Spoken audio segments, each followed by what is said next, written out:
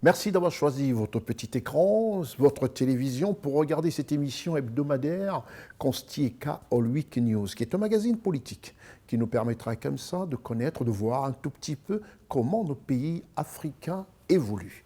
Dans le très bon sens, parce que nos leaders, nos politiques, nos chefs d'État bougent et bougent énormément.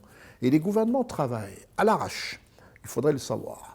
Depuis Abidjan, capitale du pays locomotive des États de l'Afrique de l'Ouest, c'est-à-dire la Côte d'Ivoire, nous enregistrons cette émission pour vous présenter comme ça les prouesses de nos différents pays. Et c'est depuis les bords de la lagune Ébriée qui arrose un pan de la ville d'Abidjan avec ce super pont. Un pont magnifique que vient de réaliser le président Alassane Ouattara, chef de l'État de Côte d'Ivoire.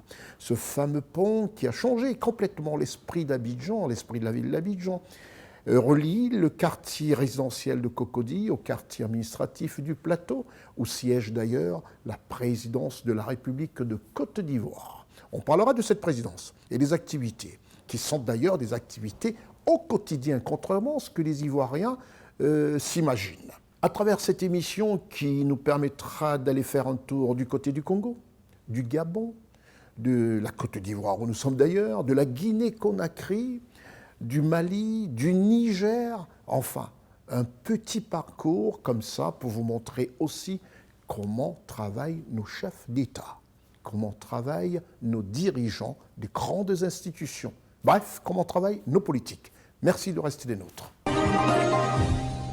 Nous commençons tout de suite par la Côte d'Ivoire et sa capitale économique, Abidjan. Abidjan qui a abrité le Forum régional de la sécurité sociale Africa 2023. Un forum qui regroupe la quasi-totalité des institutions, des organismes de sécurité sociale. Et nous avons été agréablement surpris et heureux d'ailleurs de voir que la Côte d'Ivoire a été primée à ce forum avec la présence de son directeur général, le directeur général de la Caisse nationale de prévoyance sociale de Côte d'Ivoire. Et le Cameroun, ce pays jumeau, ce pays frère à la Côte d'Ivoire, s'en est sorti avec une quatrième reconnaissance officielle du label ISS, qui est un label très important pour les organismes de sécurité sociale. On en saura un peu plus dans ce reportage qui a été dirigé par Ousmane Coulibaly et votre humble serviteur, tous présents au Palais des Congrès du Sofitel Hôtel Ivoire à Abidjan. C'est Abidjan, capitale économique de la Côte d'Ivoire, que s'est tenu du 17 au 19 mai 2023 le Forum régional de la sécurité sociale qui a regroupé toutes les caisses de prévoyance sociale africaines, à savoir lusophones, francophones et anglophones. Et le Cameroun a été dignement représenté par M. Alain Noël Olivier Mekolo Vando-Akame, directeur général de la CNPS Cameroun, qui a d'ailleurs reçu pour la circonstance un prix. Ce prix AISSS, entendez International Social Security Association, est un label qui gratifie les meilleures innovations et la CNPS Cameroun a eu par le passé le mérite d'être gratifiée du prix de la qualité de service, la bonne gouvernance, le recouvrement des cotisations et pour cette édition 2023, la fraude et l'évasion fiscale qui, elle seule, a 103 règles implémentées. Et c'est avec brio que la CNPS Cameroun, que dirige M. Alain Noël Olivier Mekolo Vando-Akame, a reçu cette quatrième reconnaissance, labellisant tout le mérite de la CNPS Cameroun, reconnu mondialement. Et tout ceci attribué par des experts indépendants pour une durée de 3 ans. Nous venons de recevoir effectivement le label de reconnaissance AISS sur la lutte contre la fraude et l'évasion fiscale, qui est une ligne directrice assez rigoureuse et qui nous met à un niveau, au niveau le plus élevé en la matière dans le monde, parce que l'AISS regroupe l'ensemble des institutions de sécurité sociale du monde entier. Il est à noter que la CNPS Cameroun a été le premier organisme à avoir le mérite sur la qualité de service en 2017, renouvelé en 2021. Nous avons l'honneur d'être d'abord la caisse qui a reçu le premier label de reconnaissance en la matière. C'était sur la qualité de service en 2017. Et aujourd'hui, nous avons 4 labels sur la qualité de service, sur la bonne gouvernance, sur le recouvrement des cotisations sociales et aujourd'hui sur la lutte contre la fraude et l'évasion fiscale. En 2017, à 2023, nous avons eu 4 labels et ceci nous place au tout premier rang des caisses de sécurité sociale en Afrique à avoir autant de labels de reconnaissance. D'autres pays tels le Maroc, la Zambie ont aussi reçu des distinctions, ainsi que la Côte d'Ivoire par le biais de son directeur général qui a reçu le prix de la bonne gouvernance. Monsieur Alain Noël Olivier Mekolo Vando-Akame, très heureux de son prix, tient à rassurer ses assurés camerounais et aussi expliquer qu'est-ce que c'est le forum régional. Le forum régional, c'est quelque chose de très important pour nous parce que cela nous permet à la fois de faire valoir ce que nous faisons dans nos pays respectifs, mais aussi de s'inspirer de ce que les autres font dans le partage. Et à la matière, nous avons l'honneur de pouvoir partager le plus et de recevoir de nos collègues, de nos homologues, la reconnaissance qu'il faut. Nous avons déjà reçu beaucoup de demandes d'imprégnation de la part de nos homologues qui veulent venir voir concrètement comment ça se passe chez nous et nous répondons très favorablement. Donc c'est un acte d'échange, de partage et nous avons beaucoup de fierté à partager, à avoir la reconnaissance du milieu international de sécurité sociale. La CNPS Cameroun devient le seul organisme de sécurité sociale africain à date détenteur de ces 4 distinctions mondiales AISSS qui couronnent le travail acharné de la team managériale de la CNPS Cameroun sous la direction de M. Alain Noël Olivier Mekolo Vando-Akame qui tient à rassurer ici les assurés camerounais. Oui, ils peuvent nous faire confiance. Vous savez, en sécurité sociale, c'est essentiellement la confiance. Ils doivent avoir confiance en nous. Tout ce que nous faisons, c'est pour eux, c'est eux nos patrons. Donc nous faisons tout pour qu'ils aient la meilleure qualité de service possible, que nous puissions avoir le meilleur fonctionnement possible. Tout cela pour qu'ils aient les meilleurs services, le meilleur accueil. Et qu'ils gardent confiance surtout, qu'ils gardent confiance en la CNPS. Nous continuons d'aller de l'avant pour leur bénéfice. La CNPS Cameroun ne souhaite pas s'arrêter là. Elle veut rajouter à ce palmarès élogieux et unique à date les distinctions dans le domaine de la communication, du système d'information qui, lui, repose sur le paiement immédiat des droits aux assurés sociaux de la CNPS, des droits des retraités et autres. Et grâce à ces data centers de dernière génération, la CNPS Cameroun est le seul organisme de caisse nationale de sécurité sociale à date avec cette performance.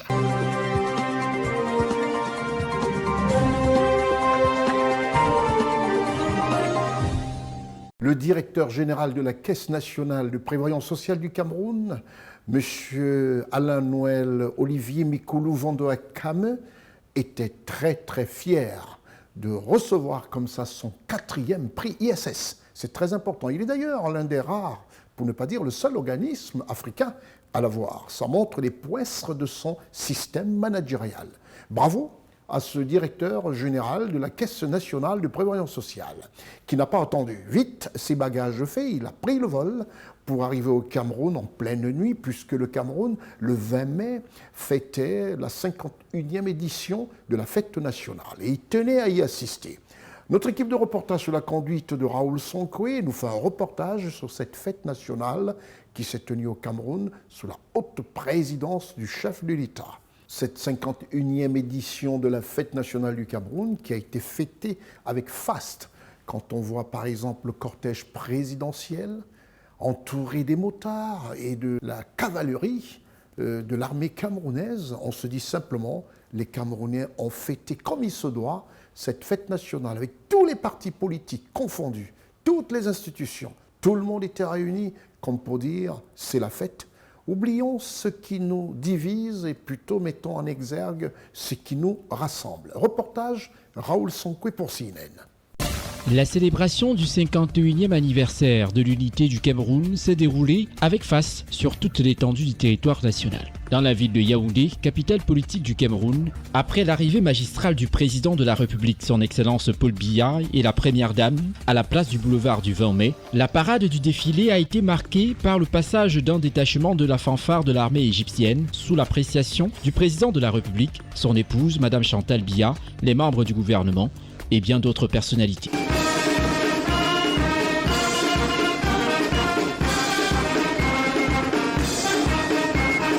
Une présence égyptienne qui traduit davantage l'ouverture, la diversification des partenariats établis entre le Cameroun et les autres pays frères et amis. Elle traduit également la force et la puissance de la diplomatie camerounaise. Pour marquer cette 51e édition, les forces de défense et de sécurité ont quant à elles déployé leurs différentes unités pour une parade en mode démonstration des moyens et des capacités de défense du territoire national. De la garde présidentielle à l'armée de l'air, l'armée de terre, dont la gendarmerie nationale, le bataillon d'intervention rapide, la police nationale, la marine nationale, l'administration pénitentiaire, en passant par les sapeurs-pompiers et les autres unités spécialisées, tous ont offert au président de la République et ses invités une prestation de haute facture. S'en est suivi ensuite la grande parade du défilé civil, réunissant pas moins de 4500 participants. Les élèves des différents ordres d'enseignement, les écoles de formation professionnelle, les étudiants des universités d'État et des instituts privés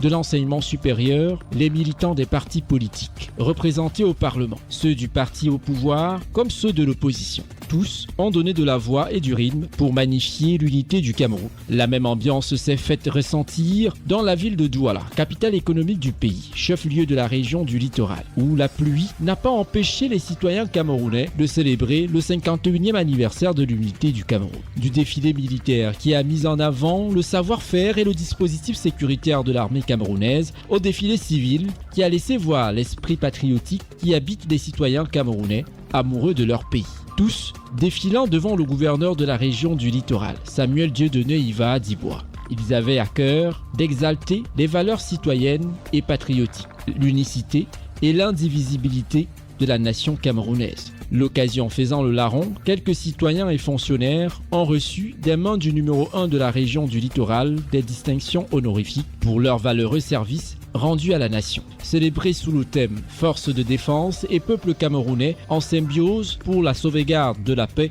et l'unité nationale, socle d'un Cameroun prospère », la 51e édition de la fête de l'unité du Cameroun s'est déroulée sous le signe de la réussite.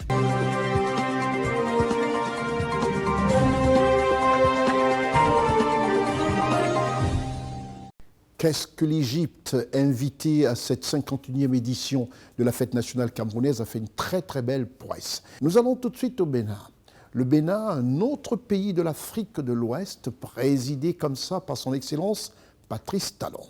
Le président de la République béninoise, son Excellence Patrice Talon, a accordé une audience à M. Jean-Claude Cassibrou de la Banque des États de l'Afrique de l'Ouest, la BCEAO. Au milieu de cette rencontre de travail, ils ont parlé de la situation économique, monétaire et financière de l'Afrique de l'Ouest. Muriel Kwako pour CNN. En visite de travail au Bénin, le gouverneur de la Banque centrale des États de l'Afrique de l'Ouest, BCEAO, M. Jean-Claude Cassibrou, a été reçu dans la matinée du lundi 22 mai 2023 au palais de la Marina par le chef de l'État béninois, son Excellence Patrice Talon. La situation économique, monétaire et financière dans la sous-région au menu de ces échanges a été au centre de l'entretien entre les deux personnalités. Au cours des échanges, M. Jean-Claude Cassibrou, gouverneur de la BCEAO, a fait à son hôte un point de l'évolution de la situation économique, monétaire et financière de la zone d'action monétaire de la Banque centrale, des progrès réalisés par le Bénin dans plusieurs domaines, en particulier la maîtrise de l'inflation ainsi que les perspectives au niveau régional. Nous venons d'être reçus en audience par son Excellence le Président de la République du Bénin et ça a été l'occasion pour nous de lui faire un peu le point de l'évolution de la situation économique, monétaire et financière dans la région, l'action monétaire de la Banque centrale, la situation un peu dans l'ensemble de l'Union, le système bancaire. Enfin, nous avons fait un tour d'horizon de toute l'actualité monétaire et financière dans la sous-région. Et ça a été l'occasion pour nous de saluer les progrès qui ont été réalisés également au Bénin en particulier, puisque nous avons noté que la croissance est restée très soutenue et les prévisions de 2023 vraiment sont très satisfaisantes. Les performances en matière d'inflation notamment, puisque dans l'Union, le Bénin a la meilleure performance en termes d'inflation. Le taux d'inflation à un niveau relativement faible. Et donc, nous avons vraiment salué les efforts qui ont été faits par l'État béninois pour justement lutter contre la hausse des prix d'une manière générale. Nous avons parlé également des perspectives au niveau régional, la croissance économique dans notre union monétaire qui reste très soutenue, l'inflation qui est une préoccupation au niveau de la région, mais qui est en décélération. Nous restons très attentifs au niveau de la Banque centrale à l'évolution de la situation et nos actions en matière d'intervention sur le marché monétaire justement tiennent compte de la nécessité de faire baisser progressivement le taux d'inflation vers notre cible, puisque notre cible c'est de 3%. Et donc nous pensons que nous sommes dans la bonne dynamique, mais nous restons attentifs à cette évolution. Donc dans l'ensemble, ça a été une très très bonne occasion que nous avons eue d'échanger avec son Excellence Monsieur le Président de la République, d'écouter également ses observations, ses préoccupations sur les différents points.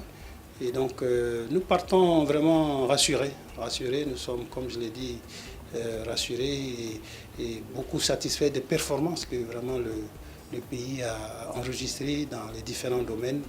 Actuellement, nous avons salué particulièrement la dernière revue qui a été faite avec le Fonds monétaire international, qui a été également très positive sur les performances et les résultats atteints par l'économie béninoise. Le gouverneur de la Banque centrale des États de l'Afrique de l'Ouest, BCEAO, M. Jean-Claude Cassibrou, a été introduit au cabinet du chef de l'État par le ministre d'État, ministre de l'Économie et des Finances, M. Romuald Wadagni.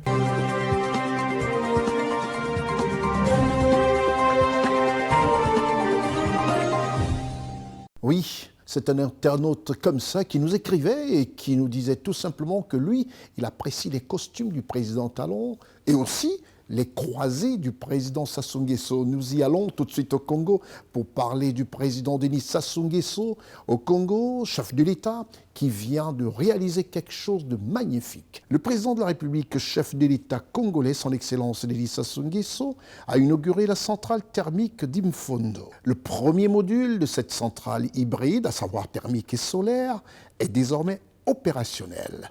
C'est ensuite que le président de la République, après cette inauguration, s'est rendu dans une autre localité, à Epena. Reportage Charlotte Abdoulaye.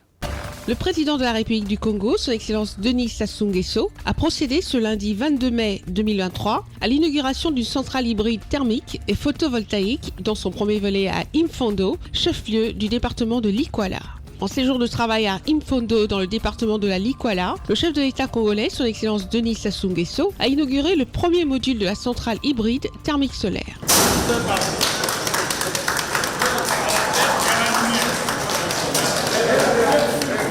Pour recevoir les 400 volts qui sortent des alternateurs, les renvoie vers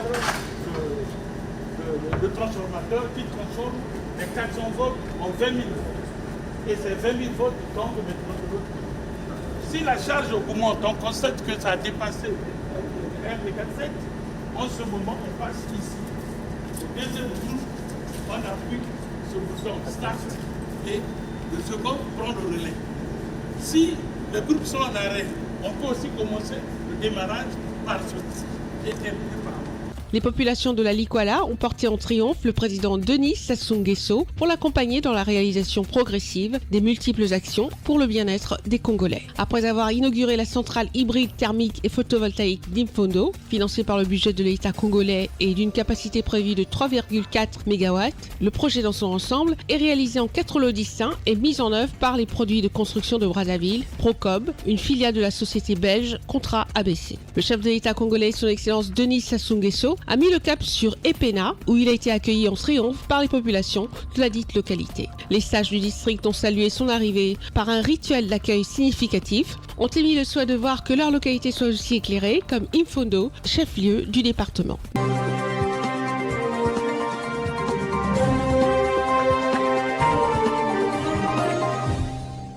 Quand on voit ce type de réalisation au Congo, on n'a qu'un seul mot. Bravo. Bravo, Monsieur le Président. Bravo, Monsieur Denis Sassou Nguesso, chef de l'État du Congo. Nous quittons le Congo pour vous montrer une autre prouesse d'un autre chef d'État, celui-là, à 1 heure de vol du Congo, c'est-à-dire au Gabon. Au Gabon, à Libreville, le président Ali Bongo a une vision, et surtout un souci permanent qui est le devenir de sa jeunesse, la jeunesse gabonaise. L'occasion a été donnée au Premier ministre, chef du gouvernement gabonais, M. Alain-Claude Bilibizé, qui a visité les centres de formation situés en Coque, la haute banlieue du Grand Libreville. Voilà encore une réalisation, comme pour dire tout simplement une réponse à différentes interrogations des uns et des autres sur la vision du président de la République gabonais, chef de l'État, son Excellence Ali Bongo Ondimba, qui n'a qu'une obsession, sa jeunesse, et de voir et faire briller la jeunesse gabonaise en leur apportant une réponse à des solutions, et surtout la solution du chômage. Reportage, notre correspondant à Libreville, Teddy Ossé, et la voix de Charlotte Abdoulaye. La formation de la jeunesse est au centre des actions politiques de son Excellence Ali Bongo Ondimba, président de la République gabonaise. À ce titre, le Gabon s'est doté de centres de formation ultramodernes dans les domaines du bois, des transports, des mécaniques, des logistiques, des TIC et des BTP. Ceci afin de développer le savoir-faire de la jeunesse gabonaise dans les domaines très définis et leur octroyer une formation de qualité, comme nous l'explique ici le Premier ministre, chef du gouvernement gabonais. Nous sommes venus voir au niveau d'Angkok comment tout cela fonctionne, où il y a déjà un certain nombre d'apprenants qui vont avoir leur diplôme dans quelques semaines seulement. Nous sommes donc venus regarder comment tout cela fonctionne, mais aussi voir les nouveaux centres qui n'ont pas encore démarré, comment mettre en œuvre tous les mécanismes nécessaires pour garantir leur démarrage, en termes de recrutement des formateurs, mais aussi en termes de connexion au système public de réseau d'eau et d'électricité, et également de fibre optique pour permettre d'avoir de meilleures conditions d'apprentissage. La visite du Premier ministre, chef du gouvernement gabonais, son Excellence Alain-Claude Bilibizé, dans ses installations situées dans la zone de Coque, s'inscrit dans le cadre de la formation, et la transformation est une preuve de l'engagement du gouvernement que dirige le Premier ministre, chef du gouvernement gabonais, Alain-Claude Bilibizé. Tout ça nous paraît tout à fait indispensable pour garantir la mise en œuvre efficace et efficiente de la volonté du chef de l'État dans le domaine de la formation. On a trouvé un corps administratif en place, bien engagé à accompagner toute cette politique. Des formateurs également sont bien au point. Il nous reste à compléter ce qui doit l'être. L'ambition du gouvernement gabonais à travers ses différents centres de formation professionnelle vise à répondre à la demande du marché gabonais de l'emploi par la création d'une ressource humaine jeune, qualifiée et apte à répondre dans l'immédiat à les milliers d'emplois qui s'offrent chaque année au Gabon. La formation étant un préalable à la solution de l'emploi, voilà qui donnera une bouffée d'oxygène à la lutte contre le chômage des jeunes. Et c'est aussi cette réalité de la vision du président de la République du Gabon, son Excellence Ali Bongo Ondimba.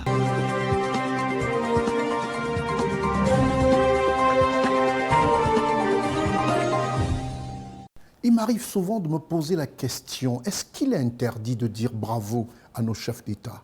Ces personnes qui dirigent nos pays et qui sont tout le temps critiquées, à longueur de journaux, par médias interposés, par moments, ayant aussi la délicatesse de leur dire bravo quand ils font des bonnes choses. À l'exemple du président Sassou Nguesso avec ses centrales thermiques, à l'exemple du président Ali Bongo Ondimba, à ce grand centre qui va permettre comme ça d'absorber le chômage avec la formation, l'accent, la formation pour la jeunesse gabonaise. Et je dirais aussi dans tous les pays africains, la formation pour cette jeunesse africaine qui, on le dit tout le temps, c'est répété un peu de partout, que la jeunesse en Afrique représente pratiquement 70% de la population africaine. Nous allons quitter le Gabon pour le Niger. Le Niger où quelqu'un a été heureux, c'est le président de l'Assemblée nationale du Niger qui a vu son pays abriter la 29e session de l'Assemblée des parlementaires francophones. Il a reçu tous ses membres de l'Association des parlementaires francophones africains. Et le clou, les travaux étaient dirigés par son homologue du Gabon. Le Niger, dont la capitale est Niamey, cette belle ville du Sahel, située en Afrique de l'Ouest, a abrité la 29e édition de l'Assemblée régionale Afrique de l'Assemblée des parlementaires francophones. Le président de l'Assemblée nationale gabonaise, l'honorable Faustin Boukoubi, pendant 3 jours, a présidé les travaux. Reportage Raoul Sankoué. La capitale nigérienne Niamey, sous l'égide de l'honorable Séni Oumarou, président de l'Assemblée nationale du Niger, a abrité la 29e édition de l'Assemblée régionale Afrique, initiée par l'Assemblée parlementaire francophone, présidée par le président de l'Assemblée nationale gabonaise, l'honorable Faustin Boukoubi. 3 jours durant, les parlementaires francophones réunis à Niamey ont tenu des assises, desquelles plusieurs résolutions ont découlé. Les travaux de cette 29e édition de l'Assemblée régionale des parlementaires, axés sur les questions relatives aux défis de la gouvernance démocratique, la sécurité alimentaire à l'épreuve des crises politiques, sociales et économiques, la lutte contre la désertification en Afrique et la protection des écosystèmes forestiers. Cette 29e édition était dirigée par le vice-président de l'AFP Région Afrique, l'honorable Faustin Boukoubi, qui se veut être le président de l'Assemblée nationale gabonaise, a eu le mérite de mener à bien ces travaux qui ont connu un grand succès comme l'attestent ici les participants. Il y a eu une forte participation de plusieurs États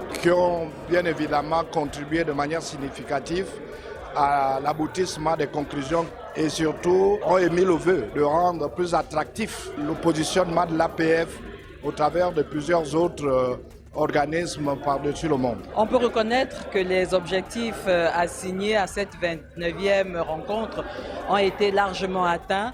D'abord de par la mobilisation des sections et surtout par la quintessence même des thèmes qui ont fait l'ossature même de la rencontre d'aujourd'hui.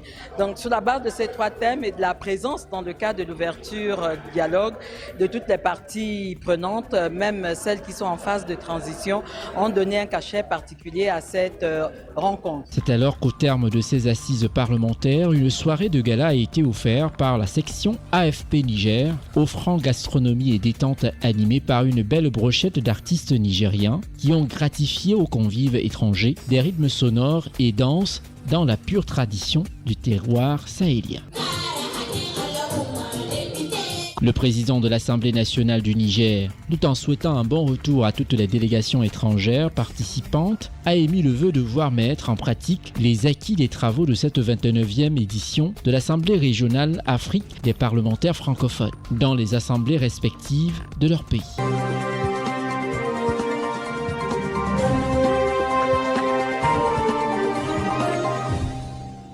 Nous quittons Niamey, qui est la capitale du Niger, qui a abrité ce sommet des parlementaires francophones. Nous allons nous rendre dans un autre pays de l'Afrique de l'Ouest, la Guinée-Conakry, je précise, puisque c'est la capitale, Conakry. Et c'est vrai, quand on parle de ce pays, c'est jamais sur le plan économique, c'est toujours sur le plan militaire, sur le plan politique. Aujourd'hui, on va s'atteler un tout petit peu sur le plan économique. En République de Guinée, dont la capitale est Conakry, comme je le disais tantôt, un organisme sort du lot. L'APIP ou encore l'APIP, Agence de promotion et des investissements privés. Ces actions sont pour le bonheur des investisseurs nationaux et internationaux devant investir en République de Guinée. Cet organisme qui est brillamment dirigé par Madame Diane Kouyaté. L'agence de promotion des investissements privés à Conakry en Guinée est un organisme qui fait plaisir à tous les Guinéens et même aux Africains parce qu'on aimerait entendre dans nos pays tous ces esprits, tout cet espoir de développement, plus de guerre, plus de politique de déflagration, une politique plutôt de construction. Reportage Muriel Kouakou. La République guinéenne, dont la capitale est Conakry, est un pays en quête de croissance et de développement économique qui mise aussi et surtout sur son agence de promotion et des investissements privés, en abréviation APIP, qui est une structure qui joue un rôle essentiel dans l'attraction des investissements nationaux et internationaux visant à stimuler les secteurs clés de l'économie de la République guinéenne et à favoriser la création d'emplois tout en contribuant à la formation du paysage économique guinéen. Depuis l'avènement du CNRD, la formalisation du secteur privé est très dynamique et attractive. Il faut savoir que l'entrepreneuriat guinéen est aujourd'hui très dynamique. Juste pour la petite anecdote, pour 2022, on avait un objectif de 15 000 entreprises à créer pour l'année. Mais on est passé au-dessus de cet objectif et très largement, puisqu'on était à 16 400, plus de 16 400 entreprises créées en 2022. Donc par rapport à même en 2021, on a une hausse de 11% d'entreprises créées. Il faut savoir que la PIP a 3 grandes missions. Donc il y a la formalisation, donc à travers le guichet unique de la création d'entreprises, on passe par la sensibilisation et la formalisation. L'autre grand pilier, toujours à l'attention de l'écosystème, c'est l'accompagnement. Notre objectif, c'est on a fait une étude en 2020 avec un taux de mortalité des entreprises qui reste très élevé. Et les principales causes qui nous ont intéressés, c'est l'accès à l'information et l'accès au financement. Donc la PIP aussi, avec les acteurs de l'écosystème, accompagne les entreprises à travers le renforcement de capacités, des formations et toutes les innovations. Aujourd'hui, on est dans l'innovation. On a mis en place le coach à PIP Mobile pour justement quelqu'un qui est à l'intérieur du pays, à Kankan, Siguiri ou à Zérékoré, puisse bénéficier de ces formations sans avoir pour autant l'obligation de venir sur Conakry. La progression d'un nombre d'entreprises immatriculées s'explique par les actions de sensibilisation et d'orientation menées par les équipes de l'APIP en 2022 qui a touché des milliers de personnes sur l'étendue du territoire guinéen avec des objectifs de progression, comme nous l'affirme la directrice générale de l'APIP. On a touché plus de 4000 personnes à l'intérieur du pays, à Conakry, pour justement les sensibiliser. Parce que la formalisation ne vient pas naturellement, souvent, mais on sensibilise les personnes sur la formalisation, parler des avantages, mais aussi des contraintes de la formalisation, pour justement mobiliser ces entreprises qui sont créées. Donc la dynamique continue. Pour 2023, un objectif de 17 500 entreprises, donc encore plus qu'en 2022.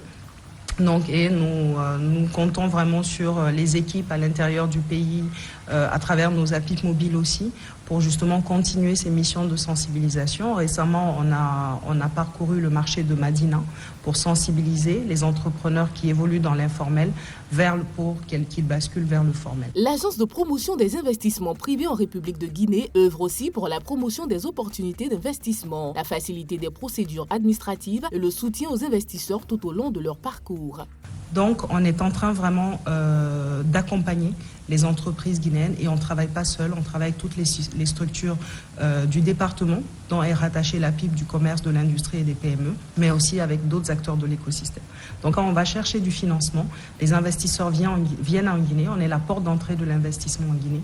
Cela permet justement de contribuer au développement économique du pays et on organise dans ce cadre-là, par exemple, le Guinea Investment Forum. En 2022, on l'a fait à Dubaï pour justement promouvoir les investissements, mobiliser des financements pour justement financer des projets aussi bien publics que privés de l'écosystème en Guinée. On prépare le GIF 3 qui se tiendra en mars en 2024 à Conakry. Il est important que ces investisseurs viennent vers nous. Soit ils ont un projet où ils ont besoin de financement, on fait la mise en relation avec des investisseurs, soit guinéens, soit étrangers. C'est comme ça, on parle souvent de joint venture. Mais au-delà de ça, c'est déjà les identifier. Parce que notre objectif, c'est de mettre en lumière ces investisseurs. Ils ont un projet d'investissement, donc ils peuvent bénéficier d'un code des investissements.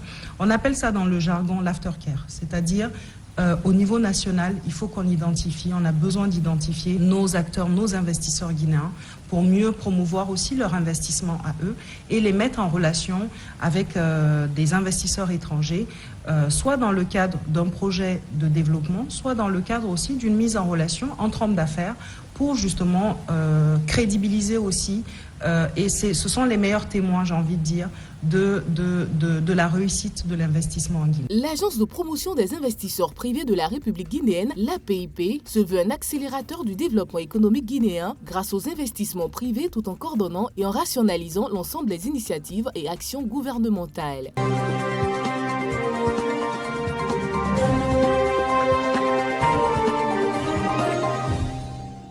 Ça fait plaisir de voir avec quelle assurance la directrice générale de l'Agence de promotion des investissements privés en Guinée-Conakry rassure.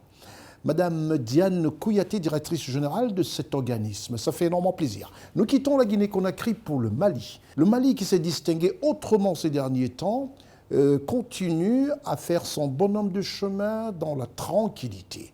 Et grâce aux œuvres des Maliens. Les Maliens ont tous décidé de remettre leur pays sur les rails. Nous allons tout de suite au Mali pour parler de ce Conseil des ministres qui aura marqué les uns et les autres avec la présence des membres du gouvernement et du président de la République. Le Conseil des ministres, présidé par son Excellence Assimi Goïta, chef de l'État et président de la transition malienne. Au menu de ce Conseil des ministres de la République malienne, des projets de décret et de nomination. Reportage Muriel Kouakou. Le Conseil des ministres s'est réuni en session ordinaire le mercredi 17 mai 2023 dans sa salle de délibération au palais de Koulouba sous la présidence du colonel Assimi Goïta, président de la transition, chef de l'État. Le secrétaire général du gouvernement, M. Mahamadou Dagno, officier de l'ordre national, dresse le compte-rendu de ce Conseil des ministres. Après examen des points inscrits à l'ordre du jour, le Conseil a adopté des projets de texte et entendu des communications. Au chapitre des mesures législatives et réglementaires. 1. Sur le rapport du ministre de la Justice et des Droits de l'Homme, garde des Sceaux, le Conseil des ministres a adopté un projet de décret portant nomination de notaire. Le notaire est un officier public institué pour assurer le service public de la preuve. L'ordonnance numéro 2013-027-P-RM du 31 décembre 2013 portant statut des notaires détermine les conditions d'accès à la profession de notaire, les modalités de gestion de la vacance et du transfert des charges notariales. En application des dispositions de cette ordonnance et après avis conforme de l'ordre des notaires, le projet de décret adopté nomme aux fonctions de notaire les aspirants notaires dont les noms suivent. Madame Anfonou Jeanne d'Arc Koné avec résidence à Sikasso. Madame Kadidia Moré avec résidence à Mopti. Monsieur Seydou Ngolo Koné avec résidence à Kayes. Monsieur Cheikh Oumar Amadou Sangaré avec résidence à Kita. Monsieur Zakaria Koné avec résidence à Nioro. Monsieur Khalifadi Jérémy Diarra avec résidence à Tombouctou. Monsieur Nteji Doumbia avec résidence à Niono. 2. Sur le rapport du ministre des Transports et des Infrastructures, le Conseil des ministres a adopté A. Un projet de décret portant institution d'un référentiel géodésique en République du Mali. Les systèmes de référence géodésique fournissent les coordonnées planimétriques et altimétriques des points géodésiques servant de référence et de contrôle aux opérations permettant de représenter au mieux la taille et la forme des éléments du paysage. Notre pays, en vue de réaliser les systèmes d'information géographique et de cartographie, a utilisé plusieurs références géodésiques. Avec l'avènement des nouvelles technologies d'observation spatiale et l'utilisation du GPS, le réseau fut densifié sur une grande partie du territoire national avec l'utilisation de différents systèmes de référence et la possibilité de passage d'un système à un autre. Devant cette situation qui est préjudiciable aux objectifs de cohérence des données en vue d'harmoniser la gestion de l'information géographique pour tous ceux qui produisent ou utilisent une telle information, l'adoption d'un référentiel géodésique est nécessaire. Le projet de décret adopté institue un référentiel géodésique en République du Mali constitué du référentiel géodésique planimétrique dénommé Réseau géodésique de référence du Mali et du réseau altimétrique constitué par les repères du nivellement général du Mali. L'utilisation de ce référentiel géodésique permettra le bon positionnement des détails du paysage et la localisation précise des investissements et leur évaluation. B. Des projets de texte relatifs à la création, à l'organisation et aux modalités de fonctionnement de la compagnie malienne de navigation fluviale dans le cadre de la mise en œuvre de la politique nationale des transports, des infrastructures de transport et du désenclavement, il est apparu nécessaire de relire les textes organiques de la COMANAV en vue de conformer son statut aux activités qu'elle doit pleinement assumer. En effet, l'exécution du contrat plan État-COMANAV a révélé des insuffisances, notamment dans l'exécution des travaux de dragage, d'entretien et de balisage du chénal navigable indispensable à la navigabilité. Il en est de même de la construction de quais et d'autres installations portuaires. Ces travaux ne peuvent être réalisés par la COMANAV sous son statut actuel. Les projets de texte adoptés créent la compagnie malienne de navigation fluviale, en abrégé COMANAF, sous forme d'un établissement public à caractère industriel et commercial. Ce changement de statut permettra d'étendre son domaine d'action, de diversifier ses possibilités de financement. Au chapitre des communications, 1. Le ministre de l'Industrie et du Commerce a informé le Conseil des ministres du démarrage des activités de la Comatex SA. Dans le cadre de la mise en œuvre du plan de relance de la compagnie malienne des textiles, le gouvernement de la transition a procédé à la nomination du directeur général, du président et des membres du conseil d'administration. Le conseil d'administration, tenu le 17 avril 2023, a adopté le chronogramme des activités à mener. La situation du personnel se présente comme suite. Nombre total de travailleurs au moment de l'arrêt des travaux, 1256. Nombre de travailleurs recensés, 1157. Nombre non inscrits, 99 travailleurs, dont 12 décès et 11 partant à la retraite. L'entretien des équipements est en cours et le démarrage des des activités de production est prévu mi-juin 2023. 2. Le ministre de l'Urbanisme,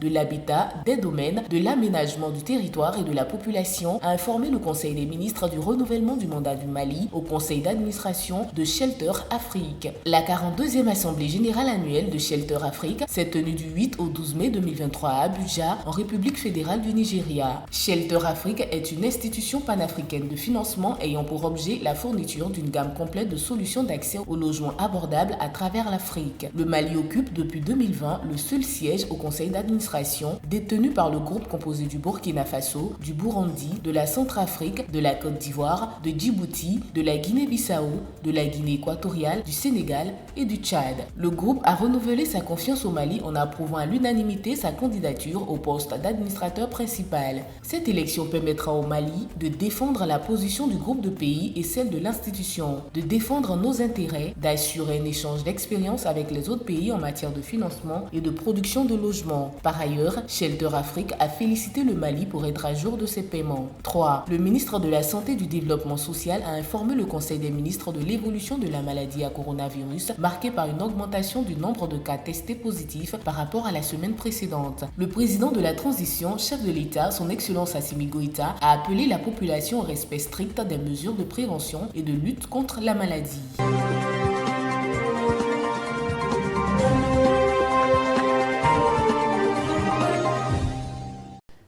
Après le Mali et son conseil de ministres présidé par Assimi Goïta, le chef de l'État malien, nous allons revenir en Côte d'Ivoire, ce pays présidé par son Excellence Alassane Ouattara, avec un gouvernement, le gouvernement dirigé par le Premier ministre Patrick Achi, un gouvernement qui travaille sans relâche.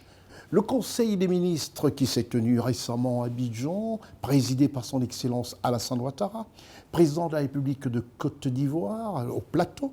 Le Plateau, c'est le quartier administratif où siège la présidence de la République, comme vous l'apercevez, dans ce triangle d'or, au-dessus des bords de la lagune ébriée. Un conseil des ministres avec tous les membres du gouvernement Patrick Achi. Un gouvernement qui travaille pour le bonheur des Ivoiriens. Et je disais, quand on voit par exemple ce beau pont que tous les Africains qui viendront pour la Cannes 2024, puisque ce sera en janvier, auront l'occasion d'admirer et de voir comment travaille un chef d'État d'un pays d'Afrique, un chef qui parle peu, mais pose des actes visibles par tous, même par des aveugles. Regardez ce très beau pont, le pont qui va relier Cocody, oui, ce pont qui va relier Cocody au Plateau. C'est une prouesse, une très grande prouesse. À date, nous ne pouvons même plus compter le nombre de ponts réalisés par le président Alassane Ouattara en une décennie. Ce Conseil des ministres du 24 mai dernier a affiché à l'ordre du jour des projets de loi, projets de décret, mesures individuelles et communication. Ce Conseil de ministres que vous rapporte ici toute l'équipe de reportage de CNN dirigée par Ousmane Koulibaly et Raoul Sankoué depuis le palais présidentiel de la République de Côte d'Ivoire. Ce mercredi 24 mai 2023, un conseil de ministres s'est tenu de 11h à 13h au palais de la présidence de la République à Abidjan, sous la présidence de son Excellence M. Alassane Ouattara, président de la République de Côte d'Ivoire, chef de l'État. Au sortir de ce conseil de ministres, 12 projets de loi et ordonnances au total ont été adoptés par le conseil de ministres de ce 24 mai 2023. Au titre du ministère de la Construction, du Logement et de l'Urbanisme, le conseil a adopté un projet de loi modifiant la loi numéro 2020/624 du 14 août 2020. Le Conseil a adopté un projet de loi modifiant la loi du 14 août 2020 instituant le Code de l'urbanisme et du domaine foncier urbain, ainsi qu'une communication relative à l'introduction de l'attestation de droit d'usage coutumier dans la gestion du foncier urbain en Côte d'Ivoire. Cette réforme institue un modèle unique d'attestation villageoise dénommé attestation de droit d'usage, signé par le chef de village, le président du comité villageois de gestion foncière et le lotisseur. Cette attestation est délivrée à chacun des détenteurs de droits coutumiers bénéficiaires de lots de compensation après approbation de chaque lotissement impliquant des communautés villageoises. Au titre du ministère des Mines, du Pétrole et de l'Énergie, le Conseil a adopté un décret portant modalité d'application de la loi numéro 2022/408 du 13 juin 2022 relative au contenu local dans les activités pétrolières et gazières. Ce décret définit la liste des emplois ainsi que la liste des activités de sous-traitance, de prestations de services et de fourniture de biens et services en matière pétrolière et gazière devant entièrement être occupés par les nationaux aux fins de promouvoir le développement de champions nationaux dans toute la chaîne des valeurs de l'industrie pétrolière et gazière nationale. Il précise en outre les modalités d'attribution des marchés en lien avec la préférence aux entreprises ivoiriennes et détermine les modalités de soumission des plans et des rapports de contenu local en vue de l'évaluation du contenu local dans tous les segments de la filière. Au titre du Premier ministre, chef du gouvernement, le Conseil a adopté une communication relative au bilan de la mise en œuvre des activités de la feuille de route à fin mars 2023. Relativement au projet, les efforts au premier trimestre ont porté sur la finalisation des travaux de construction des infrastructures sportives et d'hébergement. Ainsi, les stades de Bouaké et Yamsokro ont été homologués par la CAF et reçoivent actuellement les compétitions CAF FIFA. Les travaux se poursuivent pour les stades Félix Houphouët-Boigny, le stade Amadou Gon Coulibaly de Korogo et le stade Laurent Pokou de San Pedro.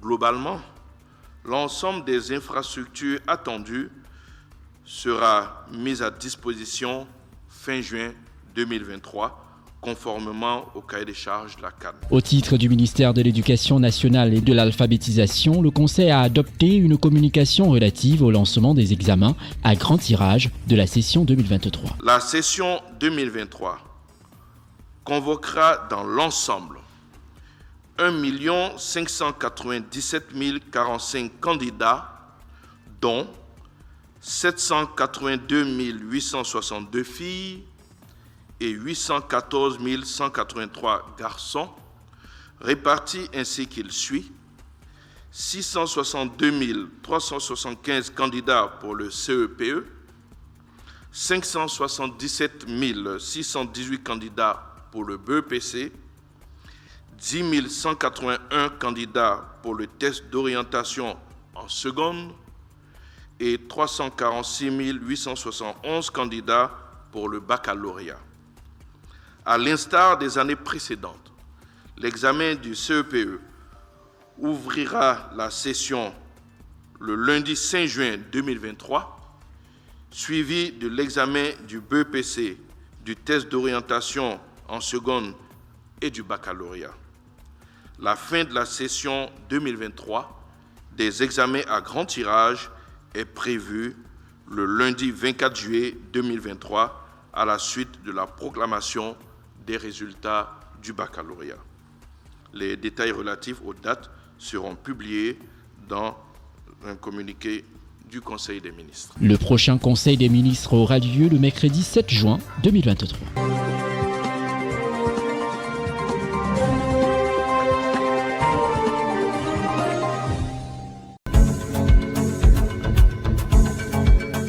Nous allons parler de paix, de réconciliation et surtout du pardon. Voilà 3 mots à la surprise générale de toute l'équipe de rédaction de votre chaîne de télévision qu'un jeune homme brillant politicien utilise depuis son retour dans son pays, la Côte d'Ivoire, puisque c'est de ce pays que nous parlerons.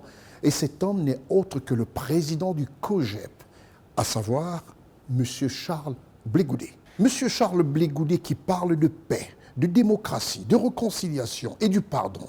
Tels sont les credos que ce jeune brillant politicien utilise depuis toutes ses interventions par médias interposés en République de Côte d'Ivoire et même en Hexagone. Ce que justifie d'ailleurs ses accueils sur l'ensemble du territoire ivoirien par ses compatriotes, heureux de le voir, de voir ce jeune leader d'une autre génération d'une génération qui pratique la politique autrement et qui a décidé d'installer ainsi son parti politique en tissant sa toile sur toute l'étendue du territoire, comme l'attestent ces images. Fini la langue de bois, révolue et rangée à l'époque du mur de Berlin par des politiciens qui ont pour priorité les discours et non les actes. Comme l'a si bien dit Jean-Emmanuel Pondy sur notre plateau la semaine dernière, ce politologue camerounais parlant ainsi de son analyse sur Kwame Nkrumah. On l'écoute. Kwame Nkrumah a fait une erreur stratégique. C'est de penser qu'on peut s'en sortir dans le terrain politique avec simplement des discours. M. Charles Blé Goudet, adulé par la jeunesse de Côte d'Ivoire, comme en témoignent ces images, qui sont une preuve vraie de sa cote de popularité et de la sympathie de ses compatriotes. M. Blé Goudet est un légaliste, respectueux des institutions de la Côte d'Ivoire, son pays, dont l'amour qu'il porte à sa nation, à ses compatriotes, ne se résume qu'à un seul mot, la paix. C'est son souhait, le souhait le plus ardent que partage son parti politique, le COJEP. Son pardon à toutes les victimes est son credo au quotidien. Il l'a dit et redit dès son arrivée à l'aéroport Félix Houphouët-Boigny, où il a tout simplement embrassé le sol de son pays qu'il n'avait pas revu depuis une décennie. Il veut contribuer à guérir les plaies laissées par les précédentes crises en Côte d'Ivoire. Enfin, c'est un jeune politique aux commandes d'un parti politique dans un pays qui a retrouvé toute sa place dans le concert des nations grâce à la politique éclairée de son Excellence le président Alassane Ouattara, chef de l'État de Côte d'Ivoire, et sa totale orientation 2023 sur la jeunesse. Qu'est-ce que c'est beau de voir un jeune politique faire la politique autrement et être adulé comme ça par la jeunesse de son pays, la Côte d'Ivoire, et même au-delà des frontières de la Côte d'Ivoire, à savoir en Afrique et dans la diaspora. Voilà qui a fait plaisir à toute l'équipe de notre chaîne de télévision, cet accord écrit, ferme, d'accorder une interview exclusive où il dira tout. J'aurai l'honneur de diriger cette interview baptisée « On ne peut pas plaire à tout le monde ». Restez sur votre petit écran pour en savoir un peu plus sur cette interview qu'a décidé de nous accorder M. Charles Blé Goudet, président du COJEP, un parti qui fait son bonhomme de chemin avec à la tête un jeune dirigeant politique qui a décidé de faire la politique autrement. C'est l'heure du grand format. Tout en remerciant notre partenaire, les magasins Orca, et vous voyez ces très beaux meubles, qui sont des meubles que tous devez avoir dans votre domicile. Une manière pour vous d'avoir du bon calme, du repos, et surtout quand on sait que tous ces meubles sont abordables pour tous et pour chacun.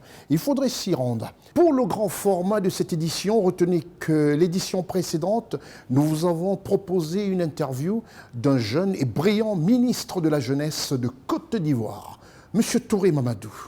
Quelqu'un d'une cohérence inégalée, quelqu'un dont les propos ne sont pas des propos flatteurs, quelqu'un dont les propos ne sont pas des propos jetés en l'air. C'est des propos qui reposent sur des faits, sur des projets et sur des réalisations. La semaine dernière, nous avons proposé un pan de cette interview qu'il nous a accordé il y a 2-3 ans de cela.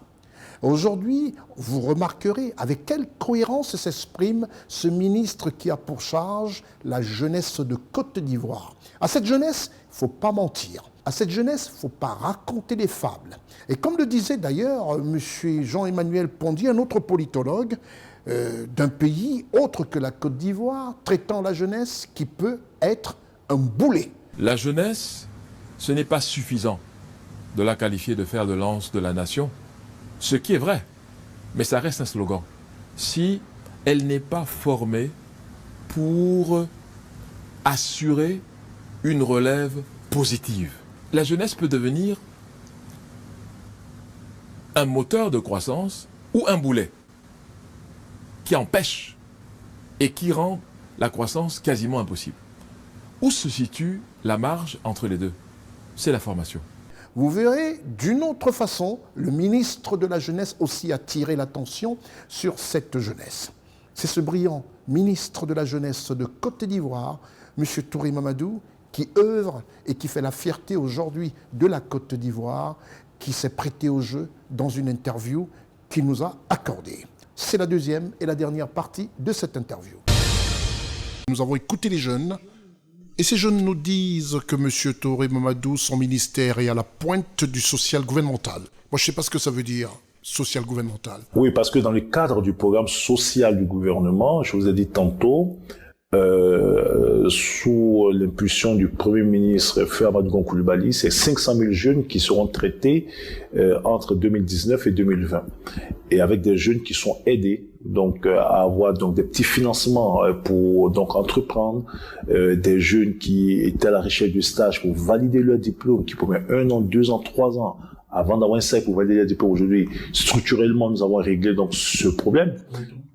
Mais écoutez, aujourd'hui, tout jeune qui finit ses études a la possibilité, sur la plateforme de l'Agence d'emploi jeune, donc de s'inscrire et avec les offres que nous collectons aujourd'hui auprès des entreprises, immédiatement, ces jeunes sont mis en stage. Donc, est-ce que vous pouvez nous faire un petit bilan, région par région, un tout petit peu? Oui, aujourd'hui, bon, le gros lot des stagiaires se retrouve dans les zones industrielles, où l'économie est beaucoup plus importante. Je parle d'Abidjan, je parle de Bouaké, je parle de San Pedro et puis quelques grandes villes. Puisque 80% du tissu économique en Côte d'Ivoire se retrouve dans la zone d'Abidjan. Donc, la plupart des stagiaires, même quand les études ont été effectuées ailleurs, se retrouvent à Abidjan ou dans les grandes agglomérations. Et donc, nous avons aujourd'hui donc nos interventions cumulées, je veux dire, en termes de stage, en termes de financement d'entrepreneuriat, pu atteindre entre septembre et décembre 2019, ce sont 13 000 jeunes sur un objectif de 77 000. Et pour cette année, c'est plus de 260 000 jeunes qui devront être traités.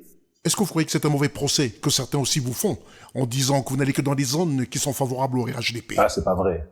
C'est pas vrai. Nos interventions aujourd'hui, c'est dans toute la Côte d'Ivoire. Par exemple, pour le financement des projets, pour les 10 milliards de francs CFA, c'est toutes les régions, c'est toutes les communes de Côte d'Ivoire. Même dans les communes où, chez Afinguessan, par exemple, récemment, on a remis des chèques aux jeunes, à Bongouanou. Donc c'est partout. L'État doit être neutre dans son intervention. Et nous savons, nous, faire la part des choses entre notre posture partisane de militants du RHDP et le devoir républicain qui est que lorsque nous sommes à des postes de responsabilité, on agit pour tout le monde. Et d'ailleurs, je pense que c'est la meilleure manière de faire la politique. Imaginez sur l'instant que le président Ouattara avait décidé donc de réduire ses interventions dans les zones où il avait fait de bons scores en 2010. Mais il n'aurait pas agrandi son électorat. Aujourd'hui, le fait d'avoir agi partout, d'avoir mis le développement partout, des routes partout, des ponts partout, l'eau partout, permet à certains de nos concitoyens qui ont été fortement intoxiqués entre 2000 et 2010 de se rendre compte qu'en réalité, Alassane Ouattara n'est pas celui qui viendrait vendre la Côte d'Ivoire, qui tuerait tous les Ivoiriens, etc., mais plutôt celui qui, après, au Foubouni, apporte le développement. Et beaucoup de régions, aujourd'hui, ont basculé autour du président Ouattara à cause des actions menées dans ces régions, même quand ces régions, en 2010, n'ont pas voté pour Alassane Ouattara. Quels sont les projets, quelques projets, du président Alassane Ouattara qui vous ont, vous, fasciné? Il y a le 3e pont à Abidjan. Il y a le pont de Boisflé, qui... donc, on a un vieux pont de... Donc, il y a le barrage de Soubré. Mais pourquoi d'abord le pont d'Abidjan? Pendant que vous parlez, les téléspectateurs regardent ce pont en image, tous ses contours. Pourquoi le pont? Mais Abidjan aujourd'hui avec... C'est bien le pont HKB? Oui, le pont HKB, ou Abidjan aujourd'hui avec tous les embouteillages. Vous imaginez pour aller à l'aéroport, quand vous quittez la zone de Cocody, vous aurez pu mettre par le passé 1 heure de temps en vous tapant tous les embouteillages. Aujourd'hui, en 15-20 minutes, vous êtes à l'aéroport. Et c'est l'un des plus beaux ponts de la sous-région. Il y a le barrage de Soubré qui a permis d'accroître notre capacité donc en électricité. Et ça a été un projet intégré puisque au-delà du barrage, toutes les populations qui sont aux alentours ont pu bénéficier d'infrastructures, ont pu bénéficier d'écoles, etc. Donc c'est vraiment un projet intégré. Donc si j'avais après le pont une infrastructure donc à mettre en évidence, c'est vraiment le barrage de Soubré. Alors vous allez remarquer que le ministre, il y a tellement de choses, et comme je lui ai posé la question de me citer quelques exemples, il a pris quelques ponts, mais je vous présente aussi le pont situé, pour ceux qui sont à Abidjan, ça c'est, on l'appelle le pont Solibra. Regardez cette merveille, c'est encore des infrastructures qui sont sous l'ère Ouattara. Nous voulons savoir, qu'est-ce que vous pensez sincèrement du président Alassane Ouattara, vous, jeune et brillant ministre? Mais un grand homme qui qui a apporté beaucoup à son pays dans ses fonctions antérieures, au Fonds monétaire international, BCEAO, il a été gouverneur de la BCEAO, mais qui est intervenu à chaque fois à des moments critiques pour son pays et qui a toujours su relever le défi. Ça a été le cas en 1990, c'est le cas aujourd'hui après la grave crise post-électorale que nous avons connue en 2010. Alors je vais rappeler à vos téléspectateurs que beaucoup de pays ont connu des crises plus ou moins similaires à la Côte d'Ivoire. Et ces pays portent encore les stigmates donc des crises. Alassane Ouattara a réussi en 10 ans à effacer tous les effets de cette crise. Je vous dis qu'il y a plus d'1 million d'Ivoiriens qui sont sortis de la pauvreté. Regardez toutes ces infrastructures. Le niveau de l'électrification de notre pays avoisine aujourd'hui les 90%. C'est une prouesse pour un pays donc en Afrique occidentale. Et c'est un dirigeant qui, à mon sens, va influencer pendant de nombreuses années donc de générations de jeunes Africains. Voilà, je le pense fondamentalement. Il est notre invité dans cette émission, on parlera de réussite. À tout de suite.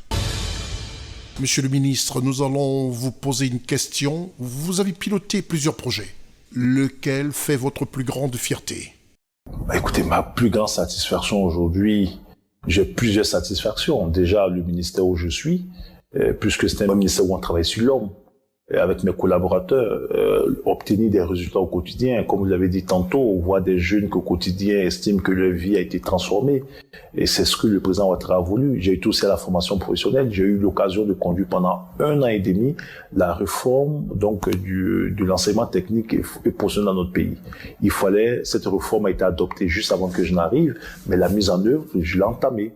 Remettre le secteur privé au cœur de l'enseignement technique de la formation professionnelle, reprendre la réhabilitation des établissements de formation professionnelle, revoir les contenus pédagogiques de nos écoles de formation professionnelle, avec le joyau que le Maroc nous a offert, le centre multisectoriel de Yopougon, qui forme donc des étudiants en BTP, en hôtellerie, etc. Dans mes fonctions antérieures, j'ai travaillé donc sur EBMP, puisque j'étais conseiller jeunesse et sport à la présidence de la République, donc je travaillais sous l'autorité du Premier ministre Amadou Gon Coulibaly, qui était secrétaire général de la présidence. J'ai été membre du comité technique pour l'organisation de la CAN 2021. J'ai obtenu à la tête du comité technique pour les Jeux de la francophonie, que j'ai piloté le comité technique, et j'ai pu obtenir les Jeux de la francophonie à la tête d'une bonne équipe faite donc de cadres compétents, de ministères ou d'experts extérieurs, l'organisation des Jeux de la francophonie dans notre pays. On n'en parle pas assez, mais j'ai eu l'honneur d'avoir été désigné par le Premier ministre Duncan comme président du comité technique et j'ai piloté l'équipe de candidature. Et nous avons obtenu cette candidature et ça a été l'un des meilleurs Jeux de la francophonie organisé ici à Abidjan grâce au leadership aussi du ministre-gouverneur Beuré Mambé. Alors, votre promotion et votre réussite au sein du RHDP et du gouvernement, à qui les devez-vous? Question en deux. Un bon parrain? Oui, lequel? Ou alors à vos qualités intrinsèques? Mais il y a un mélange de tout. Je pense qu'il faut d'abord, toute réussite dépend de soi-même. La force de travail, la rigueur dans le travail, le sérieux dans le travail, mais c'est qui vous donne des atouts. Et puis j'ai eu la chance aussi de croiser des hommes qui m'ont fait confiance.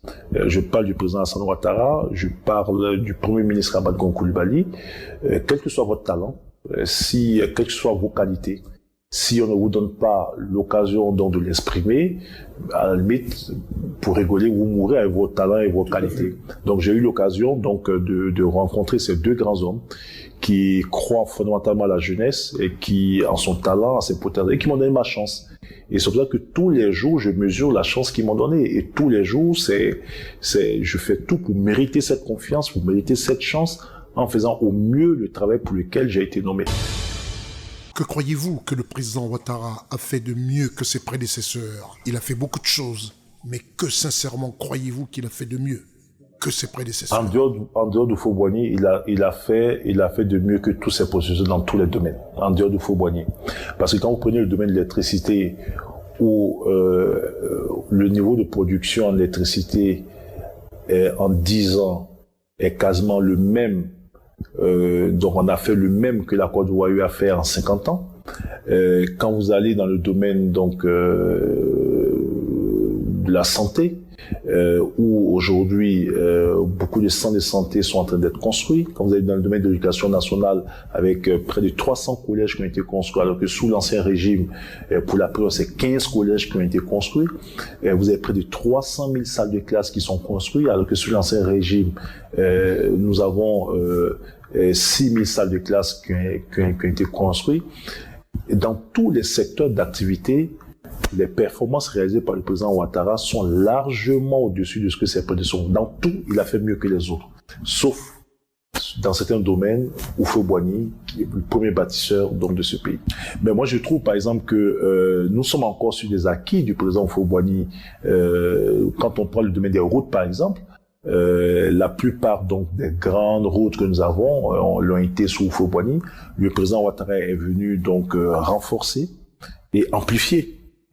Voilà, donc Houphouët-Boigny a mis les infrastructures de base dans ce pays. Ce qui est dramatique, c'est qu'après Houphouët-Boigny, aucun dirigeant n'a ajouté un plus à ce qui a été fait.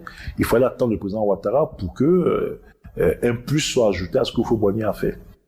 Quand vous parlez des routes, on va justement aborder la question sur Yamoussoukro. On va regarder un extrait d'une déclaration du petit-neveu de Félix Houphouët-Boigny, le ministre-gouverneur de la ville de Yamoussoukro, M. Abdoulaye Augustin Thiam Houphouët, qui fait une révélation étonnante qui a surpris plusieurs personnes. Il est toujours important de rappeler ça aux téléspectateurs. On va se le regarder. Le ministre-gouverneur de la ville de Yamoussoukro, village du président Félix Houphouët-Boigny. On ne s'auto-proclame pas héritier. On hérite de quelqu'un, on continue son œuvre. Et à ce moment-là, c'est le peuple qui dit que vous êtes un héritier. Depuis que Félix Houphouët-Boigny a bitumé Yamoussoukro, tous les présidents successifs, aucun n'a jamais procédé au rebitumage des routes de Yamoussoukro, sauf le président Ouattara. Et en ce sens-là, il est un continuateur de l'œuvre de Félix Houphouët-Boigny. Nous parlons aussi de la construction d'une autoroute contournante sur 33 km qui va être construite. Les travaux vont démarrer incessamment, qui est un projet qui date de l'époque de Félix Houphouët-Boigny, qui a été repris, actualisé. Les capitaux, les fonds ont été trouvés. Et ça aussi, ça va permettre de contourner Yamoussoukro. Ça nous évite 200 morts par an et près de 300 accidents par an. Ça aussi, c'est l'œuvre du continuateur de l'œuvre de Félix Houphouët-Boigny, son Excellence, Monsieur le Président Alassane Ouattara. Monsieur le ministre, quand on entend le ministre-gouverneur de la ville de Yamoussoukro tenir des propos comme ça en disant qu'après Félix Houphouët-Boigny, on ne se réclame pas héritier comme ça, il faut le mériter et que seul le président Ouattara peut se réclamer d'être l'héritier de Félix Houphouët-Boigny. Quel est votre point de vue? Mais c'est ce que je vous ai dit tantôt, c'est la réalité des faits. Le président Ouattara ne s'est pas contenté de proclamer qu'il était donc l'héritier de Houphouët-Boigny. Il a tout fait pour faire revivre Houphouët-Boigny. Je rappelle que l'ancien président Bédié, beaucoup au PDCI l'accusaient d'ailleurs de s'être donné à une sorte de déoufouétisation de la Côte d'Ivoire au profit donc du cercle national Bédié qui a été mis en place. Tous les symboles qui montraient Houphouët-Boigny, qui matérialisaient Houphouët-Boigny avaient commencé à être effacés. Il a fallu le président Ouattara pour que Houphouët-Boigny revienne au cœur de notre actualité et que ses œuvres, sa mémoire, son action politique en faveur de la cohésion sociale, de la paix, soient des sujets d'actualité. Et puis il a fallu le président Alassane Ouattara pour réhabiliter Yamoussoukro, la résidence d'Houphouët à Yamoussoukro. Je rappelle que entre le président Houphouët-Boigny et le président Alassane Ouattara, il y a eu au moins 3 présidents qui sont succédés. Et en dehors de Laurent Gbagbo, 2 présidents qui se réclamaient donc de l'oufouettisme, mais qui ont laissé Yamoussoukro à l'abandon. Donc, l'héritage, c'est aussi, comme Augustin Thiam l'a dit, l'héritage, c'est aussi... ça ne se décrète pas. Ne se décrète pas. Voilà. L'héritage ne se décrète pas. En tout cas, dans les actes, le vrai héritier d'Houphouët, c'est le président Alassane Ouattara. Tout en remerciant le ministre, Touré Mamadou, d'avoir honoré de sa présence, des acteurs et des cadres de son parti comme lui n'ont pratiquement pas de temps pour arriver à déroger pratiquement 1 heure pour prendre part à cette émission, vous expliquer, vous donner des réalités, des choses vraies. Dire des choses comme elles doivent se dire en Afrique pour faire évoluer, je dirais encore, la politique africaine. Et surtout, nous, en Afrique, jeunes Africains surtout, de mieux comprendre la chose politique pour savoir désormais faire la différence entre la propagande, la communication, qui est cette forme de mettre en exergue les réalités, les actes posés par ceux qui le dirigent. Monsieur le ministre, que doit faire selon vous un homme politique pour plaire à ses compatriotes? C'est un message envoyé à ceux qui veulent, à ceux qui le montrent. Vous avez des écoles qui s'affrontent, ceux qui conçoivent la politique d'abord comme un jeu d'ambition, choc d'ambition, avec, comme vous avez dit, beaucoup de propagande. Là, on peut plaire, mais à très courte durée. Parce que tout de suite, on se rend compte que oui, vous avez dit des belles choses, mais à l'expérience de la mise en œuvre, vous n'avez rien fait. Ça, c'est une politique de très courte vue. Vous pouvez aussi plaire si votre conception de la politique, c'est que la politique doit se mettre au service de ses concitoyens en contribuant à leur amélioration. Vous pouvez ne pas plaire tout de suite parce que vous êtes amené à faire des réformes, à prendre des décisions difficiles, mais dans le temps, vous plaisez forcément. On retient aujourd'hui dans le monde tous ces grands hommes qui ont marqué l'humanité, qui ont marqué le pays, mais c'est souvent des hommes qui ont été contestés quand ils étaient en action. Tout le monde chante Houphouët-Boigny aujourd'hui, mais je vous rappelle qu'en 90, certains traitaient Houphouët-Boigny de voleur, certains demandaient son départ. Il a fallu des années après son départ pour se rendre compte que Houphouët-Boigny a été une vraie chance pour notre pays. Donc, il faut pas non plus être prisonnier du fait de vouloir plaire coûte que coûte lorsqu'on fait de la politique. Le plus important, c'est en son âme et conscience poser des actes et être convaincu que ces actes le sont au profit des populations. Elles peuvent ne pas comprendre à l'instant, mais si ces actes le sont vraiment dans l'intérêt général pour les populations, elles finiront toujours par vous adouber. Donc la propagande, pour moi, c'est la politique à très courte vue. La meilleure manière de plaire, c'est d'agir, être dans l'action pour ses concitoyens. C'est terminé pour cette émission, tout en remerciant le ministre Touré Mamadou. Merci d'avoir accepté ce rendez-vous. Un dernier mot. Je veux dire à mes concitoyens que nous sommes dans un pays qui a eu des avancées ces 10 dernières années, énormément de progrès réalisés, mais ces acquis restent à consolider parce que nous sommes dans une fragilité au niveau sous-régional, avec toutes les crises que nous avons au Mali, au Burkina et même au Nigeria, avec les menaces djihadistes à nos frontières, et avec une démographie qui est galopante, avec énormément de jeunes aujourd'hui qui arrivent sur le marché du travail et qui ont réellement besoin d'opportunités. 77% de notre population a moins de 35 ans. C'est-à-dire sur 26 millions d'habitants, nous avons près de 20 millions qui ont moins de 35 ans. Et c'est cette même réalité dans la plupart des pays africains. Soit nous apportons des réponses adaptées et rapides aux préoccupations de ces jeunes, soit c'est une bombe à retardement qui peut péter à tout moment. Et tous les hommes politiques devaient être conscients de ces situations et proposer des réponses concrètes pour apporter des réponses et non seulement bavarder. Et nous avons essayé pendant 10 ans d'apporter des réponses. On n'a pas tout fait, il y a encore des choses à améliorer. Nous sommes les seuls aujourd'hui à apporter des réponses concrètes. Donc je leur demande de nous faire confiance, de continuer à faire confiance au président Alassane Ouattara.